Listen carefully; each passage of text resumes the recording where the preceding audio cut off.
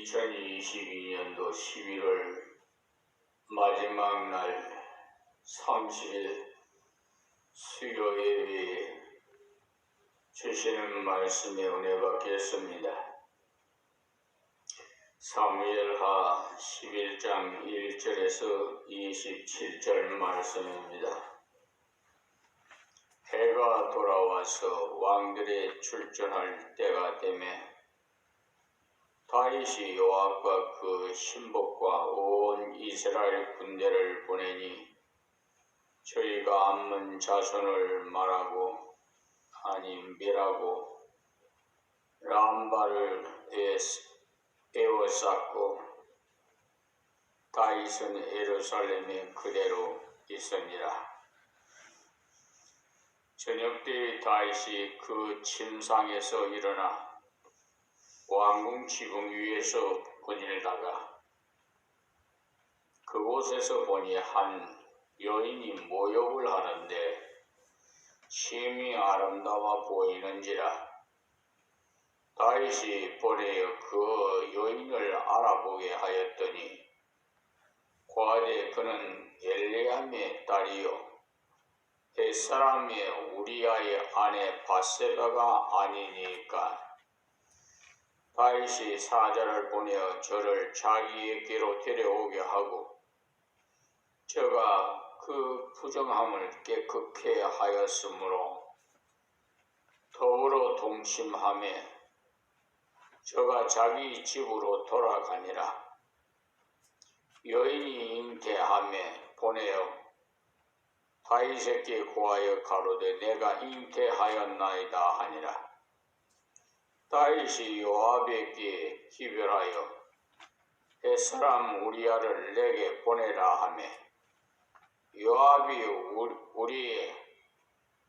우리아를 다윗에게로 보내니 우리아가 다윗에게 이르매 다윗이 요압의 안부와 군사의 안부와 싸움이 어떠한 것을 묻고 저가 또 우리아에게 이르되 네 집으로 내려가서 발을 씻으라 하니 우리아가 왕궁에서 나가매 왕의 식물이 뒤따라 가니라. 그러나 우리아는 집으로 내려가지 아니하고 왕궁문에서 그 주의 신복들로 더불어 잔지라. 혹이 다윗에게 고하여 가로되 우리아가 그 집으로 내려가지 아니하였나이다. 다윗이 우리아에게 이르되 네가 길 갔다가 돌아온 것이 아니냐? 어찌하여 네 집으로 내려가지 아니하였느냐? 우리아가 다윗에게 고하되 언약궤와 이스라엘과 유다가 영체 가운데 요하고 내 주 요압과 내 왕의 신복들이 바깥들에 유전하였거늘 내가 어찌 내 집으로 가서 먹고 마시고 내 처와 같이 자리이까 내가 이 일을 행치 아니하기로 왕의 사심과 왕의 혼의 사심을 가리켜 맹세하나이다. 다윗이 우리아에게 이르되 오늘도 여기 있으라. 내일은 내가 너를 보내리라. 우리아가 그날에 예루살렘에 유하니라. 이튿날 다윗이 저를 불러서 저로 그 앞에서 먹고 마시고 취하게 하니 저녁 때에 저가 나가서 그 주의 신복으로 더불어 침상에 눕고 그 집으로 내려가지 아니하니라. 아침이 되면 다윗이 편지를 써서 우리아의 손에 붙여 요압에게 보내니 그 편지에 써서 이르기를 너희가 우리아를 맹렬한 싸움에 앞세워 두고 너희는 뒤로 물러가서 저로 맞아 죽게 하라 하였더라. 요압이 그 성을 살펴 용사들이 있는 줄을 아는 그곳에 우리아를 두니 성 사람들이 나와서 요압으로 더불어 싸울 때 다윗의 신복 중 몇 사람이 엎드려지고 햇사람 우리야도 죽으니라. 요압이 보내어 전쟁의 모든 일을 다윗에게 고할세 그 사자에게 명하여 가로되 전쟁의 모든 일을 네가 왕께 고하기를 마친 후에 혹시 왕이 노하여 네게 말씀하기를 너희가 어찌하여 성에 그처럼 가까이 가서 싸웠느냐? 저희가 성 위에서 쏠 줄을 알지 못하였느냐? 여룹베셋의 아들 아비멜렉을 쳐 죽인 자가 누구냐? 여인 하나가 성에서 맷돌 윗짝을 그 위에 던지매 저가 데베스에서 죽지 아니하였느냐? 어찌하여 성에 가까이 갔더냐 하시거든. 네가 말하기를 왕의 종 햇사람 우리야도 죽었나이다 하라. 사자가 가서 다윗에게 이르되 요압의 모든 보낸 일을 고하여 가로되 그 사람들이 우리보다 승하며 우리를 향하여 들로 나온 거로 우리가 저희들 쳐서 성문 어기까지 미쳤더니 활 쏘는 자들이 성 위에서 왕의 신복들을 향하여 쏘매 왕의 신복 중 몇 사람이 죽고 왕의 종 햇사람 우리야도 죽었나이다. 다윗이 사자에게 이르되 너는 요압에게 이같이 말하기를 이 일로 걱정하지 말라. 칼은 이 사람이나 저 사람이나 죽이느니라. 그 성을 향하여 더욱 힘써 싸워 함락시키라 하여 너는 저를 담대케 하라 하니라. 우리야의 처가 그 남편 우리야의 죽었음을 듣고 호곡하니라. 그 장사를 마침에 다윗이 보내어 저를 궁으로 데려오니 저가 그 처가 되어 아들을 낳으니라. 다윗의 소위가 여호와 보시기에 악하였더라. 아멘. 사무엘하 11장 1절에서 21절 말씀을 봉독해 올렸습니다. 이 말씀은 다윗의 생애 중에서 가장 암담했던 그 기간을 기록해 두었습니다. 이때는 어려움을 당할 때가 아닌 평안할 때였습니다. 앞에서의 어려움을 당할 때는 다윗이 기도하고 하나님을 의지하며 주님을 바라보았으므로 그는 그 어려움에서 영광스럽게 승리하고 많은 사람들에게 은혜와 덕을 끼치는 말씀을 남겼던 겁니다. 그런데 여기 11장의 말씀을 읽어보시면 다윗이 모든 기반이 잡히고 안정이 되고 상당한 세력을 확보해서 오히려 계속해서 이스라엘을 괴롭히던 암몬 나라를 치려보내는데도 다윗이 친히 가지 않아도 될 만큼 군사의 세력과 규모도 컸습니다. 이렇게 안정이 되고 나니까 오늘 목사 말씀대로 그는 말씀을 저버리고 정욕에 빠져가지고 큰 죄를 지었던 겁니다. 우리아의 아내였던 밧세바와의 관계로 간음죄를 짓고 거기다가 우리아까지 죽임으로 살인죄도 짓게 되는 하나님 앞에서나 인간적으로 볼 때나 도저히 용납할 수 없을 만큼 어마어마한 죄를 지었던 거예요. 그러나 하나님께서는 이와 같이 부족하고 이와 같이 더럽고 실패한 자를 다시 일으켜서 새롭게 하셨어요. 그러나 다윗은 이러한 뼈저린 실패의 체험을 통해서 그는 시편 6편과 51편에서 하나님 앞에서 회개의 시를 그의 생에서 가장 암담했던 때를 기록하였던 겁니다. 이 말씀을 통해서 평범한 제목으로는 주에 대해 경성하라는 이렇게 제목을 붙여봅니다. 이 시간에 우리는 이 말씀을 살펴볼 때 죄가 점점 커가는 장면을 볼 수가 있는데요. 어떻게 하면 죄가 커지느냐? 이 말은 우리들에게서는 어떻게 하면 죄를 범하지 않고 실패하지 않는 길로 갈 수가 있느냐? 이것을 우리에게 가르쳐 주시기 위해서 하나님께서 다윗의 사건을 거울로 삼았던 것입니다. 그래서 우리는 이 말씀을 가지고 다윗의 죄가 점점 커져가는 이유를 우리는 공부할 뿐만 아니라 어떻게 하면은 범죄에서 벗어나서 하나님 앞에서 합당하게 살아갈 수 있게 되고 실패를 방지할 수 있느냐 이에 대해 살펴보기로 하겠습니다. 이 내용 자체가 소극적인 것이므로 적극적인 제목을 붙이기가 좀 그렇습니다. 웬만하면 11장의 말씀을 생각하고 지나갔으면 평안한 마음이 들 정도로 말씀을 전하기가 그렇게 유쾌하지 않는 내용인 거죠.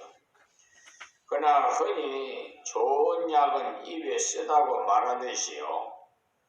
기쁘고 감격스러운 말씀도 듣고 읽어 우리들이 순종해야 하겠습니다만 이러한 뼈저린 실패의 체험도 우리들이 바로 깨달아서 내게도 이와 같은 실패할 가능성이 항상 도사리고 있다는 사실을 아시고 경성하고 있어야만 실패에 빠지지 않는다는 사실을 알 수가 있습니다.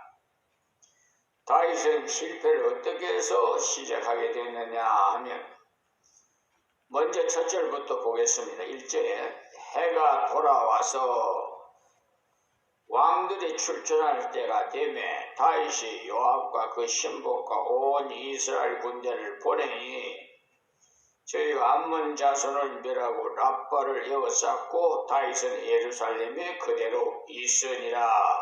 아멘. 여기에 요압은 다윗의 신복 중에서 제일 높은 요사이로 말하면 국방부 장관이나 참모총장인 셈이에요. 앞의 장에서 암몬 자손들이 먼저 다윗에게 악한 짓들을 함으로써 다윗이 치러 가니까 그들 모두 성 안으로 다 도망해 들어가서 성문을 닫으니까 더 이상 쳐들어가지 않고 놔두고 예루살렘으로 돌아왔어요. 이제 해가 돌아와 다시 전쟁하기 좋은 시절이 오니까 다윗은 암몬 자손을 완전히 멸하고 오라는 명령을 내렸던 것입니다. 그래서 이 암몬 자손을 쳐서 승리하고 그 암몬의 수도에 해당하는 랍바라는 성을 함락하고자 많은 애를 쓰고 있는 당시의 일입니다.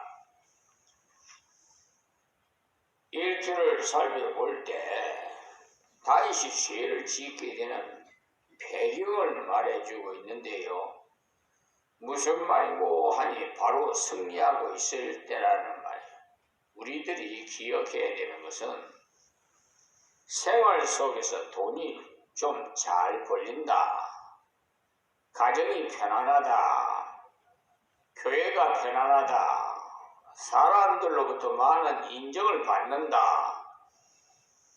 이렇게 일이 잘 되어갈 때 승리가 있을 때 바로 그때가 곧 깰 때인 겁니다. 사람은 무엇이 된다 싶을 때 잘못하면 교만한 마음이 생기기가 쉬워요. 그리고 나태한 마음을 갖기가 쉽고요. 이 사실을 알 때 사실은 역경일 때보다 순경일 때가 더 넘어지기 쉽다는 사실을 기억해야만 하겠습니다. 역경일 때는 아무리 기도하지 않는 사람이라도 병들어 다 죽어갈 때 기도하게 되지요. 자기 자녀가 대단히 아플 때는 할 줄 모르는 기도라도 하게 되는 것입니다. 이러한 사실은 우리 자신의 경험을 통해 잘 알 수가 있는 것이지요. 그러나 일이 잘 돼가고 장사도 잘 되고 아이들도 잘 되고 교회도 잠잠할 때 우리는 깨어 있어야 하는 것입니다. 여기에 다윗이 왜 실패했느냐 하면 우리들이 일이 잘 될 때 깨어있어 하나님께 감사하고 깨어있어 하나님께 봉사하고 깨어있어 하나님께 기도해야 합니다. 여기에 다윗이 신복들을 내보내고 자신은 전쟁에 나가지 그렇게 않았다고 나태하여 낮잠이나 자고 있어서야 되겠느냐 말입니다. 올바른 지도자는 자기가 직접 가서 일을 할 때보다 남을 시켰을 때 더 깨어 기도하는 겁니다. 실제로 그렇습니다. 우리가 무슨 일을 할 때 내가 다 할 수 있더라도 내가 다 하면 안 돼. 흔히 보면 어떤 아이를 시키다가 도리어 일을 저지르기 쉬우니 귀찮더라도 어른이 혼자 해버리면 차라리 편하다면서 아이들에게 일을 시키지 않아요. 그러면 그 아이는 아무것도 할 줄 모르는 버리는 아이가 돼요. 내가 다 할 수 있는 것이라도 때를 따라 다른 사람에게 일을 좀 시켜야 되겠죠. 그래서 일을 맡기고 나면은 더 관심을 기울이게 되는 것이 내가 할 때보다 더 그 조바심이 나서 하나님께 엎드려 기도하지 않을 수 없게 되는 것입니다.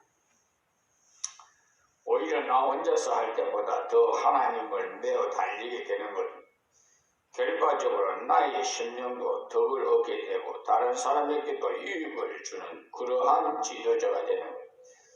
여러분들도 무슨 일이든지 혼자 단독으로 일을 하려고 들지 말고 오히려 다른 사람에게 도움을 청해요. 그리고는 그를 위해 기도하면서 밀어주는 자가 될 때 하나님 앞에서 자기 자신은 겸손한 기도를 통해서 은혜를 받게 되고 형제는 승리를 통해 은혜를 받게 돼요. 여기에 다윗이 이렇게 평온하고 풍부하고 잘 돼가는 중에 왜 실패했느냐 하면 여기에서 보는 대로 자만과 교만과 나태에 빠졌다. 우리가 이 점을 기억할 때 일이 잘 될 경우에 우리는 제일 먼저 감사를 많이 해야 됩니다. 이때 다윗이 아군이 지금 암몬의 자손인 람바성을 에워싸고 있다는 전황을 들었을 때 하나님께 감사의 기도를 드리면서 마지막 남은 고비를 무사히 넘기도록 하나님께 간구하고 신복 요압 장군에게 힘을 주시도록 기도해야만 옳았던 것입니다. 그리해서 드디어 승리의 소식을 듣게 됐을 때 다윗의 기도를 들으신 하나님께서 진실로 다윗을 택하시고 하나님의 자녀 삼으심을 다시 한번 확인하는 이러한 체험을 통하여 더욱 기쁨이 넘치는 겁니다. 그런데 다윗은 그 좋은 소식이 들려올 때 그는 예루살렘에 남아 있으면서 다음 절을 보시면은요, 2절에 저녁 때 다윗이 그 침상에서 일어나 왕궁 지붕 위에서 거닐다가 그곳에서 보니 한 여인이 모욕을 하는데 심히 아름다워 보이는지라. 여기에 저녁 때라는 것은 오후 5시 이후를 말합니다.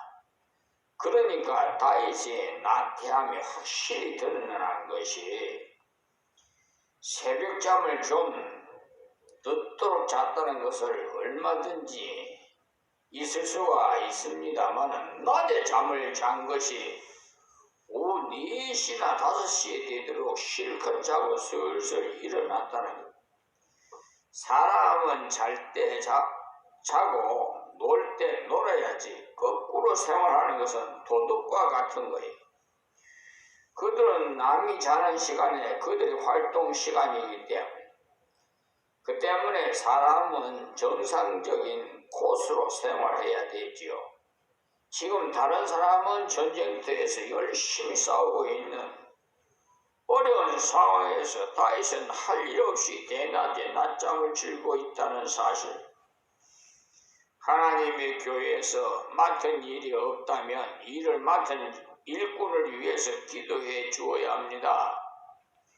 일도 하지 않고 낮잠이나 즐긴다면 결국 일하는 일꾼에게 도움 줄 수가 없을 뿐더러 자신도 나태에 빠져가지고 실패하게 됩니다.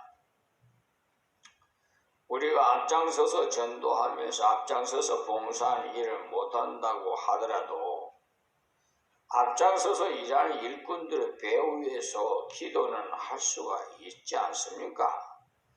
기도는 큰 노동으로서 하나님 앞에서 가장 값진 일 중에 하나입니다.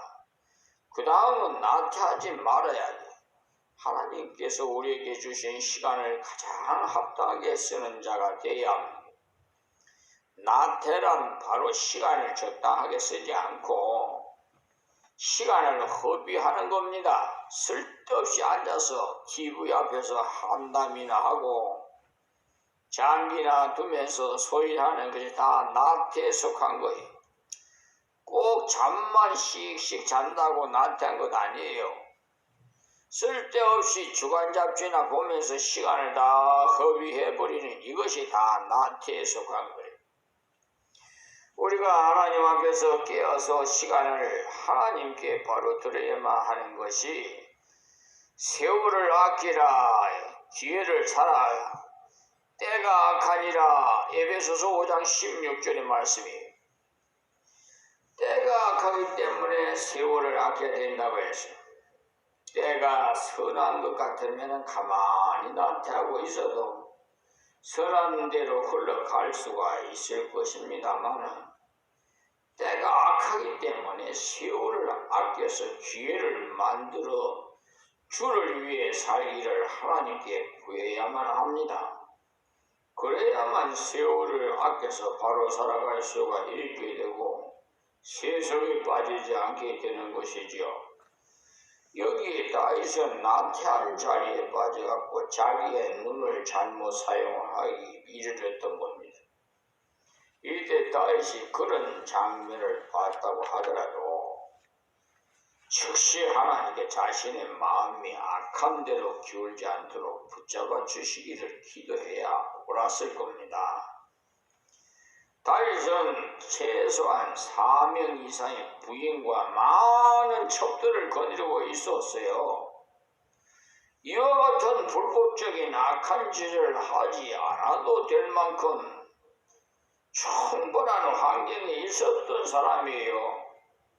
다윗이 이런 유혹에 빠져들게 된 이유가 먼저는 나태이기 때문이고 그 다음은 하나님께서 현재 자기에게 주시는 종을 바로 누리지 못했기 때문입니다. 이런 일에 대해서 경사하기 위한 교훈의 말씀을 신약 데살로니가전서 4장 1절부터 6절에 보시면 정말로 형제들아 우리가 주 예수 안에서 너희에게 구하고 권면하노니 너희가 마땅히 어떻게 행하며 하나님께 기쁘시게 할 것을 우리에게 받았으니 곧 너희 행하는 바라 더욱 많이 힘쓰라. 1절의 말씀 무슨 말씀이냐? 이미 깨달은 하나님 말씀을 더욱 힘써서 순종하기를 구하라는 말씀입니다. 그러므로 죄 지을 여가가 주어지지 않는다는 거죠. 그리고 2절 3절에 보면 우리가 주 예수로 말미암아 너에게 무슨 명령으로 준 것을 너희가 아느니라. 하나님의 뜻은 이것이니 너희의 거룩함이라 했습니다. 하나님의 뜻은 구원받지 못한 사람에게는 바로 구원받는 것이 하나님이 제일 큰 뜻이고, 구원받은 자에게는 구원을 받았으므로 깨끗하게, 그러니까 속죄함을 받았으므로 깨끗하게 된 그 상태를 유지하는 곧 거룩함이라고 했어요. 예수께서 나의 죄를 위해서 십자가에 돌아가시고 나에게 속죄의 은총을 베풀어 주셨는데, 그 속죄의 은혜로 말미암아 깨끗하게 된 상태를 어떻게 유지하느냐가 다음에 기록되어 있습니다. 곧 음란을 버리고 각각 거룩함과 존귀함으로 그랬는데, 거룩함이라는 것은 세상 사람과 같지 않고 깨끗하고 구별되게 하라는 말씀입니다. 존귀함이라는 것은 하나님께 구원 다음으로 주신 최고의 선물이 각각 가정에서의 아내와 남편을 주셨으니 그야말로 자기 아내를 아주 귀한 자로, 그리고 자기 남편을 아주 귀한 분으로 여기라는 것입니다. 자기의 아내 취할 줄을 알고 있어요. 그러니 아내와 남편 서로가 하나님께서 주신 존귀한 선물인 줄로 깨달았을 때 이러한 더러운 자리에 떨어지지 않도록 해주신다고 말씀하셨습니다. 그리고 하나님을 모르는 이방인과 같이 생욕을 쫓지 말고 일의 분수를 넘어서 형제를 해하지 말라고 5절 6절에 말씀했어요. 그러한 범죄의 자리에 떨어지지 않기 위해서와 이와 같은 말씀을 하셨습니다. 그리고 히브리서 13장 말씀 한 번 더 참고하면요, 3절에 보면은 자기도 함께 갇힌 것 같이 갇힌 자를 생각하고 자기도 몸을 가졌은지 학대받는 자를 생각하라 해서 먼저는 형제를 사랑하라고 말씀. 그 다음을 보시면 모든 사람은 혼인을 귀히 여기고 침소를 더럽히지 않게 하라. 왜 이 말씀을 기록했는고 하니, 이 히브리서를 기록할 당시만 해도 혼인하는 것이 죄다라고 하는 사람이 있었어요. 요사이 천주교에서도 결혼하지 않고 지내는 것이 하나님 앞에서 제일 아름답다고 해서 신부와 수녀는 결혼을 금하고 있습니다마는 성경은 분명히 모든 사람은 혼인을 귀히 여기고 라고 말씀하고 있습니다. 그러니까 혼인을 하나님께서 주신 가장 귀한 선물로 여기라고 말씀하셨어요. 그리고 침소를 더럽히지 않게 하라고 말씀하셨습니다. 다윗이 그 당시에 그 여인을 보고 마음에 정욕이 일어났을 때 그가 곧 하나님께서 주신 자기의 가정을 생각하고 아내에게로 돌아갔었다면 그러한 범죄에 빠지지 않았을 거예요. 하나님께서 그러한 범죄에 빠지지 않도록 하기 위해 그 길을 열어주셨음에도 불구하고 다윗은 사탄에게 마음을 빼앗겼던 것입니다. 지금도 우리 하나님 믿는 백성들 나태하면은 이렇게 사탄들이 이렇게 미혹합니다. 하나님께서 주시는 것에 대한 절대 가치를 인정치 않고 다른 것과 비교하고 그 여인이 더욱 예쁘게 보이면서 그의 마음을 차지하게 되었던 것이지요. 그리고는 그 여인을 알아보되 처녀인가를 알아봐서 처녀라면 얼마든지 데리고 올 수 있으니까 말이죠. 그런데 알아보니 결혼한 부인이었단 말이에요. 그 여인과 가까이 지내고자 데리고 와서 얼굴을 서로 대하니 더욱 가깝게 되고 드디어는 영영 돌이킬 수 없는 범죄의 자리로 들게 되었습니다. 죄는 가까이 하지 말고 멀리 해야 되는데 자꾸만 가까이 하니까 죄에 빠지는 거예요. 어떤 사람은 수양을 하고 돌을 닦아서 1000명의 여자가 가까이 와도 끄떡없다고 하는데 아무리 돌을 닦아도 사람은 여기에서 벗어날 사람은 아무도 없습니다. 그러면 언제든지 하나님 앞에서 우리는 이와 같은 말씀을 기억하시고 내게 주신 분량을 따라서 바르게 누려야 하는 겁니다. 다윗이 이 여자를 취함으로 만족을 얻었습니까? 이 범죄 후에 다윗의 가정은 정말 악한 일이 일어나는 풍지박산이 돼버렸어요.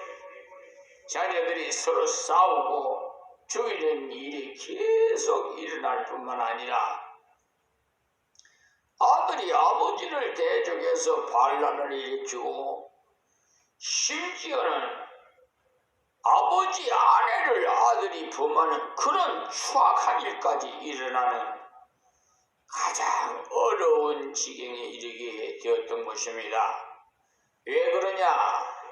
그것은 다윗이 악한 짓을 했기에 하나님께서 그를 깨닫도록 하기 위함이었습니다. 우리가 이 땅 위에 사는 동안에 우리 앞에 지나가는 이러한 악한 유혹들을 없이 할 수는 없습니다. 음란한 노래가 길을 스치고 음란한 장면들이 눈앞을 지나가고 신문, 잡지, TV 광고가 온통 음란한 사진으로 험담하고 있잖아요. 요즘은 완전히 벗어버렸어요. 다 거의. 그 흥부만 그냥 형식적으로 가려놓은 것이지 다 벗고 야단이에요.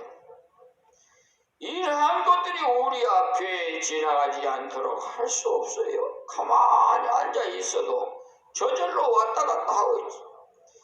그러나 단지 거기에 내 마음이 참념치 말아야 하는 겁니다. 거기에 마음이 참념치 않도록 하기 위해서 그런 일을 보는 즉시에 엎드려 기도해야 돼. 그래서 어느 유명한 분이 말하기를 머리 위로 날아가는 참새를 막을 수는 없으나 머리 위에다가 둥지를 삼고 알을 낳는 것은 막을 수가 있다고 말했어요. 새가 머리 위에다가 알을 못 낳도록 손으로 후려쳐 버리면 새는 그만 알을 까는 작업을 포기하고는 날아가게 되는 거죠. 그러니 새가 앉아서 알을 낳도록 만들지 말라는 것입니다. 호기심을 가지고 잘